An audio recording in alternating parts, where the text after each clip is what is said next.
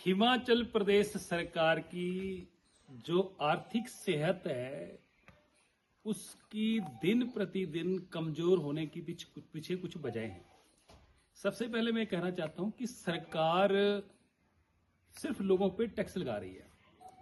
आमदन के या फिर रेवेन्यू जनरेशन के कोई दूसरा सरकार जो कोई तरीका अख्तियार नहीं कर रही है। सबसे पहले मैं आना चाह रहा हूं कि हिमाचल प्रदेश एक ऐसा राज्य है जहां पावर सेक्टर में, हाइड्रो सेक्टर में 25,000 मेगावाट की कैपेसिटी जो है वो हिमाचल प्रदेश में है। अभी तक प्रदेश सरकार जो है वो लगभग 11,000 मेगावाट जो है उसको टैप कर पाई है। अभी पिछले 3 साल से कोई भी इन्वेस्टर हिमाचल प्रदेश में पावर प्रोजेक्ट्स को लगाने में कोई भी दिलचस्पी इसलिए नहीं दिखा रहा है कि सरकार ने पॉलिसी बदल दी। अब इस तरीके की पॉलिसियां बना देगी सरकार। अब सारा का सारा इन्वेस्टर यहां से जो है वो उत्तराखंड जा रहा है, दूसरे राज्यों में जा रहा है। अब पावर प्रोजेक्ट्स आएंगे तो प्रदेश को तो रेवेन्यू जनरेट हो गई। आप बॉर्डर सेस टैक्स लगा दिए, कोई कमीशन बढ़ा दिए। इस तरीके से जो इन्वेस्टर था उसने दिलचस्पी लेना छोड़ दी और अंततः रिजल्ट ये हुआ कि हिमाचल प्रदेश का जो रेवेन्यू है वो उसका नुकसान हुआ। उल्टा जो लिटिगेशंस में गए इन मामलों को लेकर, उसमें प्रदेश सरकार के खजाने से जो बाहर से वकील हायर किए उन पे करोड़ों रुपया जो है वो खर्च कर दिया। ये पहला सेक्टर हो गया इन्वेस्टमेंट में। दूसरा, अगर टूरिज्म सेक्टर की बात करें तो टूरिज्म सेक्टर में इस वक्त जो है वो टूरिज्म सेक्टर कहते, सरकार कहती है घाटे में चल रहे हैं।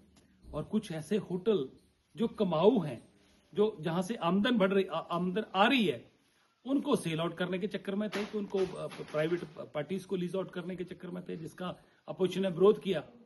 तो आप बताएं कि हिमाचल प्रदेश जहां टूरिज्म की दृष्टि से पूरे हिंदुस्तान में एक ऐसा राज्य, पहाड़ी राज्य जहां लोग आना चाहते हैं, वहां सरकार दिलचस्पी नहीं दिखा रही है। उल्टा जो आपके टूरिज्म सेक्टर में होम स्टे, जो केंद्र सरकार की भी योजना थी होम स्टे वाल, इस पे इन्होंने जो है रजिस्ट्रेशन के जो फीस है वो बढ़ा दी और लोगों ने दिलचस्पी लेना छोड़ दी, वो भी बंद हो गए। और टूरिज्म सेक्टर में जो प्राइवेट प्लेयर्स जो हैं वो इसलिए नहीं आ रहे हैं कि प्रदेश में परमिशनें नहीं हो रही हैं। 118 की परमिशनें मुख्यमंत्री कार्यालय में ढेर लगे हुए हैं। जो अपनी डील कर लेता है, सेटिंग कर लेता है, उसकी परमिशन हो जाती है। अगर सरकार इस तरीके से रुपये रखेगी कि जगह जगह अपने एजेंट रखे हैं काम करवाने के लिए और उनकी अपनी फीस है, सरकार की अपनी फीस है और दूसरी फीसें अलग हैं, तो कौन इन्वेस्टर आएगा? इन्वेस्टर नहीं आएंगे हिमाचल प्रदेश में, तो सरकार का रेवेन्यू कहां से आएगा? तभी तो सरकार का फाइनेंशियली जो सिस्टम है वो पूरी तरह जो है वो कोलैप्स हो चुका है। तीसरा, आप इंडस्ट्री सेक्टर में जाए तो इंडस्ट्री सेक्टर में, औद्योगिक क्षेत्र में केंद्र सरकार ने जो बल्क ड्रग पार्क है जिसमें लगभग सैकड़ों करोड़ रुपया खर्च होना था, वो प्रदेश सरकार ने, प्रदेश के मुख्यमंत्री ने उसको खर्चने से मना कर दिया कि प्रदेश सरकार जो है वो अपने खजाने से पैसा लगाएगी। एक तरफ सरकार कह रही है कि हमारे पास पैसा नहीं है, केंद्र सरकार दे रही है तो उसको लगा नहीं रहे हैं।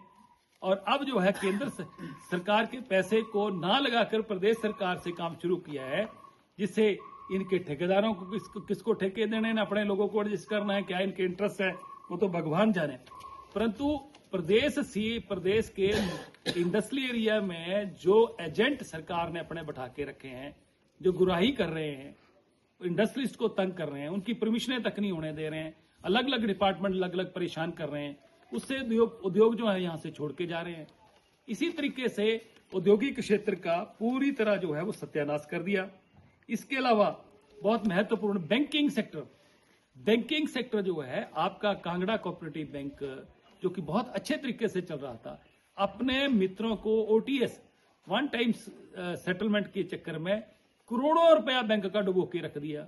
अपने इलेक्शन जीतने के लिए बैंक से पैसे का इस्तेमाल कर लिया, नाजायज तरीके से किया और बैंक का पूरी तरह बट्टा बटा दिया। यही हाल बघाट बैंक का है। लोन ले ही जाओ और भरना है नहीं, अपने काम करो, अपनी मौज मस्ती करो।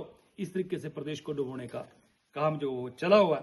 इसी तरीके से आप देखें कि हिमाचल प्रदेश में आज आप देखो कि सरकार जो है, जो किसी को बताया नहीं जा रहा है उसमें कई तरह के जो है